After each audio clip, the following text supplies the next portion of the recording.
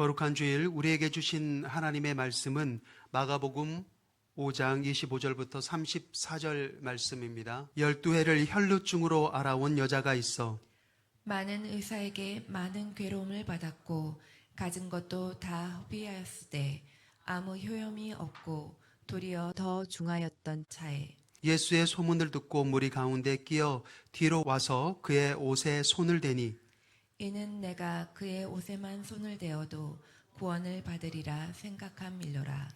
이에 그의 혈루 근원이 곧 마름에 병이 나온 줄을 몸에 깨달으니라. 예수께서 그 능력이 자기에게서 나간 줄을 곧 스스로 아시고 무리 가운데서 돌이켜 말씀하시되 누가 내 옷에 손을 대었느냐 하시니 제자들이 여짜오되 무리가 애워싸 미는 것을 보시며 누가 내게 손을 대었느냐 물으시나이까 하되 예수께서 이 일 행한 여자를 보려고 둘러보시니 여자가 자기에게 이루어진 일을 알고 두려워하여 떨며 와서 그 앞에 엎드려 모든 사실을 여쭈니 예수께서 이르시되 딸아 내 믿음이 너를 구원하였으니 평안히 가라 내 병에서 놓여 건강할지어다. 아멘. 오늘은 내 딸아라고 하는 제목으로 함께 은혜 나누기 원해요. 예수님 시대에 우리가 살펴보게 되면 자신의 몸이 닿으면 절대로 안 되는 한 비운의 여인이 있었어요. 뭐 사람이건 물건이건 가리지 않습니다. 무조건 닿으면 안 돼요. 왜냐하면 이 여인이 닿는 자리는 율법적으로 부정하게 여겨졌기 때문이에요. 그래서 아마 생각건대 그 집에는 이 여인이 따로 앉을 만한 의자가 구별되었을 겁니다. 그리고 잘 때도 혼자 잘 수 있게 잠자리가 구별되었을 거라고 생각이 돼요. 우리가 코로나 때 걸린 사람은 집에서 어떻게 합니까? 따로 방에 격리가 되잖아요. 그렇게 생각하면 좋을 것 같아요. 그래서 조금이라도 이 사람과 접촉한 사람은요, 그날 저녁까지는 이 여인이 부정한 것처럼 접촉한 사람도 부정하게 된다는 율법이 적용되는 거예요. 자, 그러니까 이 여인과 살짝만 스쳐도 그날은요, 그냥 공치는 겁니다. 아무것도 못해요. 내 생업을 할 수가 없고요, 학교도 갈 수가 없고, 심지어 물건도 살 수가 없어요. 이 정도 되다 보니까 모두가 이 여인을 가까이 하고 싶겠어요? 그럴 수 없는 겁니다. 심지어 이런 사람은요, 가족들도 철저하게 외면했어요. 이 여인이 얼마나 비운의 여인입니까? 자신의 아이를 품에 안거나 저녁이 되면 오손도손 모든 가족들이 한 상에 둘러앉는 모습들, 이런 건 그냥 일상이잖아요. 그런데 이 여인에게는 이런 일상도 너무나 꿈만 같은 그런 일이 되는 겁니다. 자, 과연 이 여인은 몇 년 동안이나 이런 삶을 살았을까요? 오늘 본문에 보니까 무려 12해 동안이었어요. 자, 그럼 오늘 성경에서 말하는 이 비운의 여인이 누구일까요? 근데 성경은 이 상하리만큼 이 여인에 대해서 말을 하고 있지 않습니다. 이름도 이야기하지 않고요, 나이도, 어디 출신, 고향도 이야기하지 않아요. 그저 이렇게 소개합니다. 12해를 혈루증으로 알아온 여자. 12해예요. 12년입니다. 3년이면 강산도 변한다고 하는데 여러분 12년이면요, 갓난아이로 태어나서 초등학교를 졸업하고 중학교를 들어가는 시간이잖아요. 그 긴 세월 동안 이 여인은 누구의 엄마로, 또 누구의 아내로, 누구의 딸로 불려본 적이 없어요. 그냥 뭐라고 이야기해요? 부정한 여자. 어디를 가든 부정한 여자로 그렇게 불렸다는 겁니다. 그런데 여러분, 이 병이 뭐라고 이렇게까지 부정하다고 그 시대에 여겼을까요? 자, 혈루증이라고 하는 병이 어떤 병입니까? 계속해서 피가 마르지 않고 흐르는 병이 혈루증이잖아요. 근데 중요한 것은 성경에서는요, 피를 생명으로 여겨요. 그러니까 피를 흘린다라고 하는 것은 이스라엘 사람들에겐, 유대인들에게 단순히 피를 흘리는 게 아니라 뭐를 흘리는 거예요? 생명을 흘리는 거예요. 그래서 12년 동안 피가 마르지 않고 이 여인에게 계속 흘러내린다라고 하는 것은 몸에서 12년 동안이나 계속해서 뭐가 빠져나가는 거죠? 생명이 빠져나가는 것으로 생각을 했던 거예요. 그러니까 유대인들이 볼 때 이 혈류증에 걸린 여인은 살아도 죽은 사람으로 여겨지는 겁니다. 그래서 시신을 만지면 부정해진다라고 하는 이 법을 살아있는 이 여인에게 그대로 적용한 거예요. 그래서 사람들은요, 이 여인의 이름도 부르지 않았어요.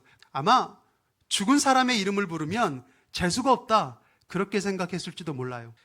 여러분, 이 여인처럼요, 어떤 사람들은 이름으로 불리지 않고 대신 어떤 형용사로 불리는 사람들이 있습니다. 우리 이런 경우 있잖아요. 저 사람 누구야? 누군가 나에게 물어보면 저 사람 파산한 사람이야, 혹은 병든 사람이야, 이렇게 말할 때가 있어요. 우리는 어느 순간부터 사람의 이름 대신에 그 사람의 뭐예요? 상태, 현재 어떤 상태에 있다, 이런 상태를 부를 때가 있죠. 근데 더 무서운 건 계속해서 오랫동안 그렇게 불리다 보면 어떻게 될까요? 당사자마저 자신이 그런 상태다라고 인정하고 스스로 그렇게 부르게 된다는 거예요. 세상에 붙여진 어떤 형용사를 내 이름으로 삼는다는 거, 이게 얼마나 비참한 일입니까? 그런데 이 여인이 그랬어요. 이름은 사라지고 상태만 남은 자리에서 12해 동안, 12년 동안 골목 가장자리에 사람들이 안 보이는 곳에서 그림자처럼 살아도 죽은 것 같이 그렇게 살아왔다는 거예요. 얼마나 비참한 삶을 살아왔는지 가늠이 되십니까? 그래서 이 여인은요, 평생 동안 자신을 어떻게 하면 내가 좀 드러나지 않을까? 왜? 가는 곳마다 자신을 부정하다고 손가락질하고 접촉하지 않기 위해서 멀리 돌아갑니다. 자기 스스로 주눅이 들겠죠. 내가 어떻게 하면 드러나지 않을까? 내 약점을 들키지 않을까? 이것만 생각하고요, 이것만 발전해 온 거예요. 이게 이 여인의 유일한 생존 방식이었다는 겁니다. 자, 그런데 어느 날 한가락 희망이 들려와요. 갈릴리에서 온 어떠한 분이 있는데 이 분을 만나면 모든 병이 고쳐진다는 소망을 듣습니다. 이 여인은 마지막 한 자락의 희망을 이분에게 걸기로 했어요. 그래서 어떻게 고백합니까? 오늘 28절에 보니까 내가 예수님의 몸에 손만 대어도 나을 것이다 라고 하는 그런 믿음을 가지게 됐어요. 수백 명이 너무나 유명한 분이니까 예수님을 보기 위해서 모여듭니다. 그런데 이 여인의 유일한 특기가 뭐예요? 숨어들 수 있는 것, 자기를 들키지 않는 것. 그러니까 꼼꼼하게 들키지 않게 예수님을 만나기 위해서 사람들을 비집고 들어가는 겁니다. 자, 그렇게 겨우겨우 사람들의 인파 속에서 비집고 들어가 결국 오늘 성경에 보니까 예수님 앞에 도달하는 데 성공해요. 그리고 예수님의 옷자락을 잡습니다. 정확히 말씀드리자면 예수님이 입고 있는 겉옷 끝단에 찌찌트라고 하는 숯이 있어요. 이 숯을 잡은 거예요. 제가 언젠가 이 찌찌트라고 하는 것에 대해서 중점을 두고 설교를 할 겁니다. 그런데 오늘은 이 찌찌트가 중점이 아니에요. 어쨌든 이 여인이 예수님의 겉옷자락을 만지는 순간 어때요? 기적적으로 12년 동안 한 번도 마르지 않았던 그 혈루의 근원이 끊어지고 고침을 받습니다. 얼마나 강력했던지 내가 나았다는 것을 스스로도 느꼈어요. 안수 기도를 한 것도 아니고 어떤 특별한 말씀을 하지도 않았어요. 오직 뭐예요? 간절한 믿음으로 낳은 짧은 터치, 그 한 번에 놀라운 기적이 있었다는 거예요. 그렇게 무서운 율법의 힘이 너무나 강력한 예수님의 생명력 앞에서 뒤집힌 겁니다. 완전히 역전돼 버린 거예요. 자, 그럼 이제 이 여인이 할 일이 딱 하나 남았어요. 어떻게 하면 될까요? 도망가야죠. 쥐도새도 모르게 그곳을 빠져나오면 되는 겁니다. 그런데 이번엔 예수님이 멈춰 서십니다. 그리고 이렇게 물어요. 누가 내 옷에 손을 대었느냐? 성경에 보니까 이 예수님의 말씀에 대해 여인이 이런 반응을 보입니다. 33절이에요. 우리 다 함께 읽어볼까요? 시작. 여자가 두려워하여 떨며 와서 그 앞에 엎드려 모든 사실을 여쭈니 그랬습니다. 여러분 보세요. 뭔가 좀 이상하지 않아요? 자, 병이 나았으면 춤이라도 춰야죠. 그런데 지금 이 여인이 어떻게 하고 있다고요? 두려워서 떨고 있는 거예요. 이 여인이 두려움에 떠는 이유는 두 가지가 있어요. 첫 번째, 이제 병은 나았잖아요. 병은 나았지만 이제는 도둑이 된 상황입니다. 생각해 보세요. 부정한 사람은요, 허락 없이는 아무것도 만질 수가 없잖아요. 그런데 가장 부정한 여인이 가장 귀한 분의 옷자락을 허락도 없이 만졌어요. 그렇죠? 그리고 성경에 보니까 그 여인이 예수님의 능력을 빼내갔다고 그렇게 얘기를 합니다. 예수님이 자신의 몸에서 능력이 나간 것을 아셨대요. 이 보니까 마치 여자가 예수님의 능력을 훔친 것처럼 그렇게 기록이 되어 있습니다. 자, 두 번째 이유. 예수님께 몰래 다가가는 그 과정에서 이미 수많은 사람들과 이 여인이 몸이 닿았다는 거예요. 닿으면 돼요, 안 돼요? 안 되잖아요. 큰일 나는 거예요. 오늘 우리가 본 말씀이 5장 25절부터인데 바로 그 앞절인 24절에 이렇게 되어 있어요. 큰 무리가 따라가며 예수님을 애워싸 밀었다라고 이렇게 이야기합니다. 여기에서 애워싸 밀었다라고 하는 이 말을 원어 헬라어로 보면 신틀리보라고 하는 그런 말인데 사방에서 짓눌러 압축한다라고 하는 표현이에요. 조금 더 쉽게 설명을 하자면 여러분이 아침 출근할 때 만원 버스를 타거나 지하철을 타면 어때요? 내가 원하지 않았는데 사람들이 너무나 많으니까 이쪽으로 쏠리기도 하고 이쪽으로 이동하기도 하고 그런 현상들을 아마 겪어봤을 거예요. 옆에 사람들과 살이 닿아요, 안 닿아요? 지금 그런 상황을 말하는 겁니다. 그러니까 어때요? 이 여인이 지금 이곳에 있었다라고 하는 것이 드러나는 순간 수백 명을 단체로 부정하게 했다라고 하는 책임을 묻게 되는 거예요. 그러면요, 현장에서 직결적으로 돌을 던져서 죽음을 당할 수도 있는 그런 상황인 거예요. 자기가 이 수많은 군중을 다 오염시켰다라고 하는 게 폭로될까봐 공포에 떨고 있는 겁니다. 치유는 일어났지만 자유는 누리고 있지 못하는 상황이에요. 자, 그런데 이쯤 되면 한 가지 의문이 생기죠. 예수님 생각해 보세요. 아니, 예수님은 이 여인을 드러내면 위험하게 될 걸 아셨을까요? 몰랐을까요? 예수님은 다 알았어요. 위험할 것을 뻔히 아시면서 왜 굳이 수백 명 앞에서 이 부정한 여자를, 항상 손가락질 당하는 여자를 끄집어내셨을까 하는 거예요. 차라리 예수님이 그냥 모른 척, 여자가 나았잖아요. 좋은 일 한 거 아닙니까?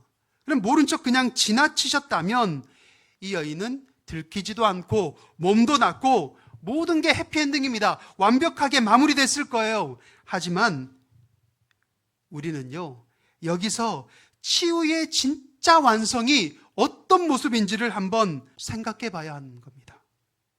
만약 예수님이 모른 척 그냥 지나치셨다면, 사라지셨다면 물론 이 여인은 몸이 나았으니까 건강하게 살게 되겠죠. 그런데 문제는 그 다음이에요. 이 여인이 자신의 마을로 돌아갑니다. 자신의 가정으로 들어갑니다. 그리고 말하겠죠. 저 나았어요. 아무리 이야기해봤자 그때 당시 유대의 법으로는요, 누가 공포를 해줘야 되냐면 제사장이 이 여인이 나았다라고 공식으로 선언을 해줘야 됩니다. 그런데 그런 공식적인 선언이 없잖아요. 아무도 믿어주지 않는 거예요. 그러니까 중요한 건 제사장의 선포가 없으면 어차피 나은 모습으로 집에 가도 부정한 여자로 계속 살 수밖에 없다는 거예요. 여러분, 중요한 게 있어요. 숨어있는 상태로 몸이 낫는 것은요, 진정한 회복이 될 수가 없습니다. 그건 아직 들키지 않는 고립일 뿐이에요. 예수님의 여인을 부르신 것은요, 신문하기 위해서가 아니라 특별한 선언을 하기 위해서예요. 이 여인을 둘러싼 수백 명을 예수님은요, 증인으로 삼으신 겁니다. 그리고 이 여인이 율법의 저주에서 완전히 영원히 해방되었다는 것을 온 마을 앞에서 선포하신 거예요. 이 일로 인해서 이제 누구도 그 여인에게 부정한 여자라고 말할 수 없게 됐다는 거예요. 그리고 거기에 도장을 찍는 결정적인 한마디를 하십니다. 여러분, 당시 가장 저명한 랍비가 누구예요? 예수님이에요. 그것을 넘어서 지금 BTS라든가 어떠한 사람을 갖다 대도 가장 유명한 그러한 슈퍼스타가 바로 예수님이에요. 그런데 그런 분이 모든 사람들이 보는 앞에서 그 여인을 이렇게 부르십니다. 오늘 34절에 뭐라고 부릅니까? 따라. 헬라어로는 뒤카테르라고 해요. 그런데 여러분, 이 말이 그냥 다정하게 부르기 위해서 따라, 그런 뜻이 아닙니다. 원어를 보면 진짜 내 딸을 가리키는 말이 바로 뒤카테르예요. 그런데 이 여인이 예수님의 딸은 아니잖아요. 아마 나이로 따지면 연상이었을 겁니다.